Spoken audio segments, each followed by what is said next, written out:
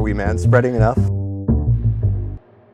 I want to talk now directly to the guys who are about to lose all their jobs. What are they to do? And entrepreneurialism, I believe, is the answer. Mm-hmm. I mean, you can wait around for a government handout if you want. I don't know about you, but I don't want to wait around for anybody to take care of me. You know what I mean? How long will that last? That's like a Band-Aid at most. Yeah. I mean, I'm at a point in my life now where I'm like, I deliberately go out and I seek out difficult things to do to make myself stronger and harder. But that's why you're you. So we can convince like 4 people watching to do that. Yeah. And that's good. That's what we're So we got to dangle the carrot of like, hey, we can teach you how to make some money in front of those guys. Yeah, well, okay. So like right before we loop back into that, let's do a fucking counter loop, swing up under the man-spreading seat and fucking go back to that one point where you said, what's going to happen if they lose their fucking jobs? So what will happen? Like, what are they going to do? So are they just going to like sit there and play video games, or are they going to fucking just get into trouble? Because usually that's what happens. It's not, it's like, oh, we can teach them to be painters, and they can, these truck drivers can now become ballet dancers and shit. No, they're gonna create fucking trouble, man. Yeah, trouble. When I'm home alone, if Carla's gone, or if you guys are gone and I'm home alone for the weekend, it's debaucherous. Look at any teenager who wants recognition for anything when they're not getting enough attention. How do they get it? Right. Yeah. They act out. You act out. Adults are no different. Adults are different because they have jobs and they have purposes. When you have no purpose, what are they gonna do? What happens when our dogs don't get enough attention?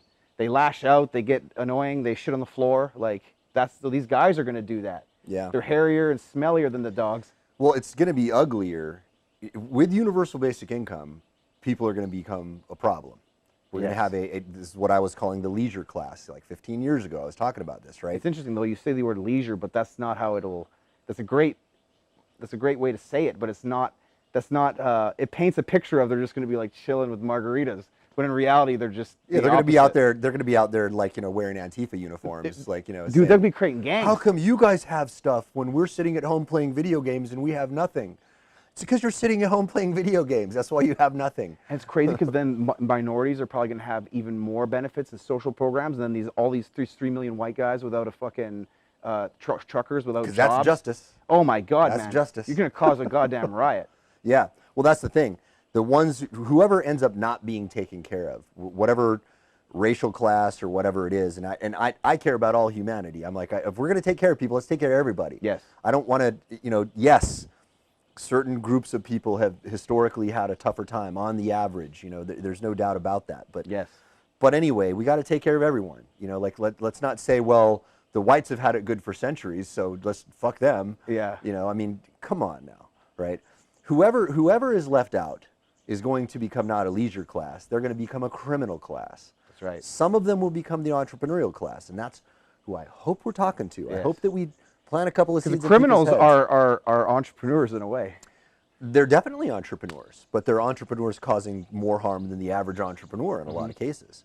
I mean, I would rather see a guy, slanging somewhat dodgy but legal stuff than slanging heroin.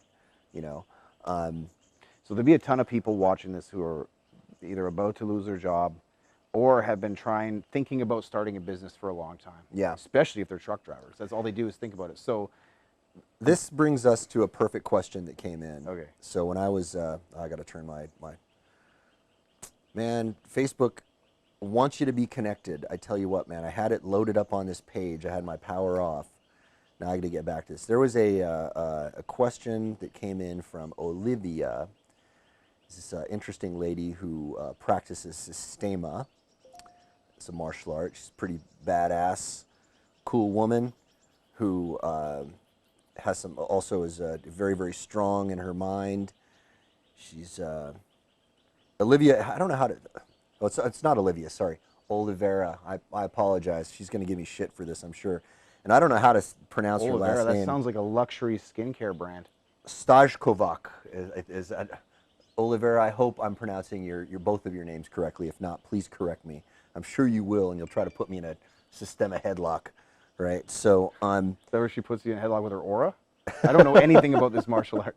Well, Systema is a Russian martial art. It's one of the more respected ones that is used in actual, deadly combat as well. Anyway, that's a whole other rabbit hole we can go down. It's a whole other conversation we can have. Once you start getting into martial arts, we can start talking about this shit. Yeah, and we need to get to that. What you want, girl? All right, so Oliveira says financing, where to get the money. I didn't realize she Where? just phrased it like that. Where to get the money? Yeah, yeah. So, I mean, I think I know what she's asking. You know, so financing for business, probably. Right. You know, and here's my take on it. Okay, I don't want to be beholden to anybody.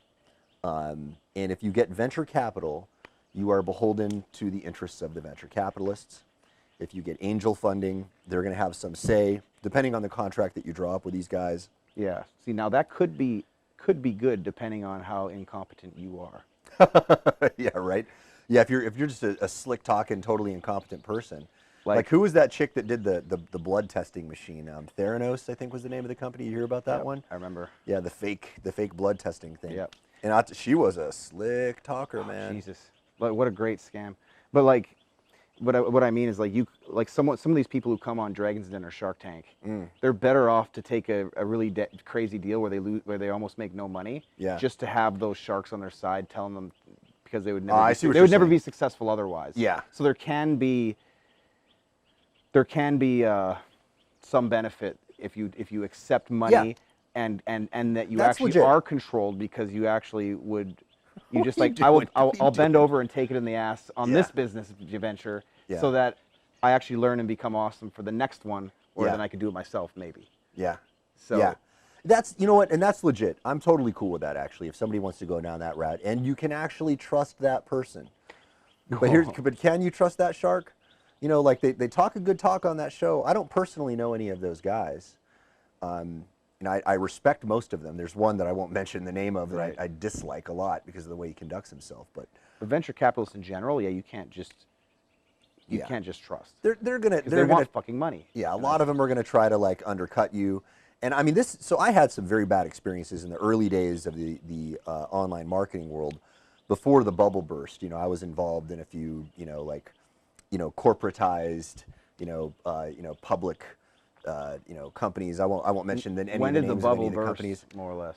Why did the bubble Or burst? when? When? So this was You're around not talking about the .com. the .com bubble, Okay, the okay. first All right. .com bubble. All right. Okay. Yeah, yeah, which was around 2000-ish, something like that. Yeah, and the reason why it burst, this was before. It was before December. It was before September 11th, 2001. That's for sure. I think it was early 2001.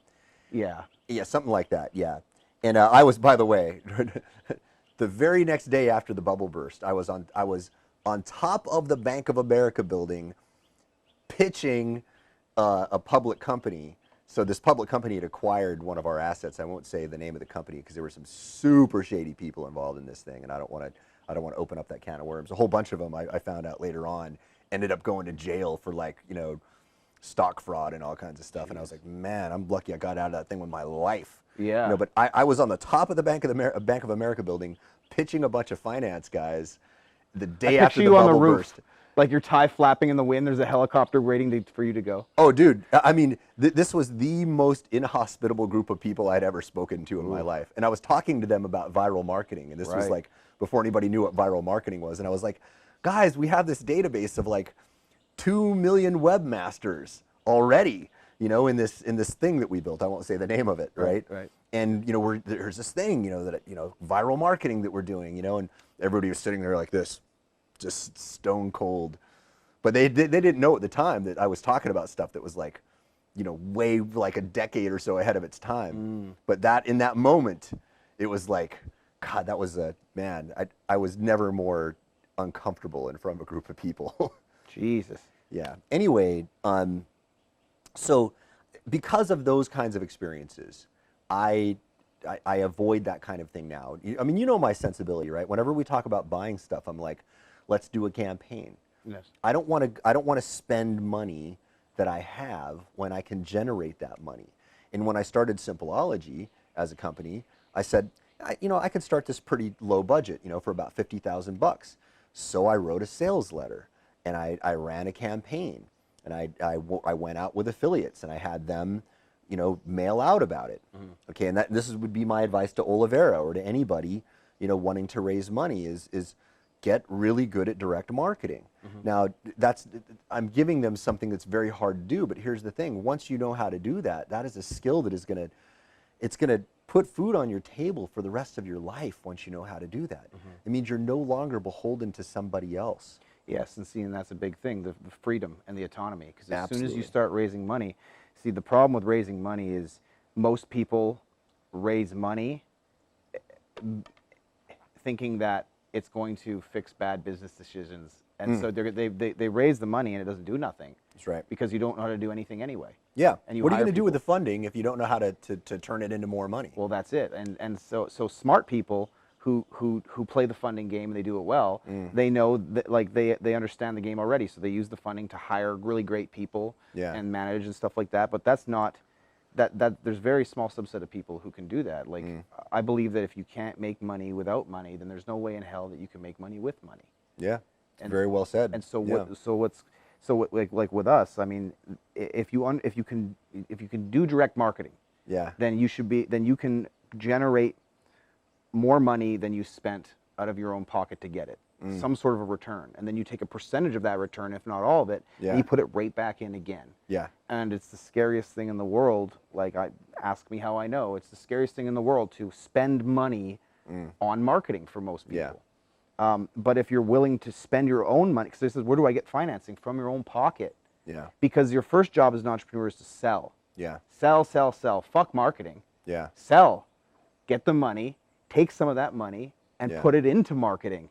So it makes you more sales. And then you fund yourself. Right. People who got good at direct marketing, really good, they can fund themselves any amount of money that they want. It just takes a little bit of time.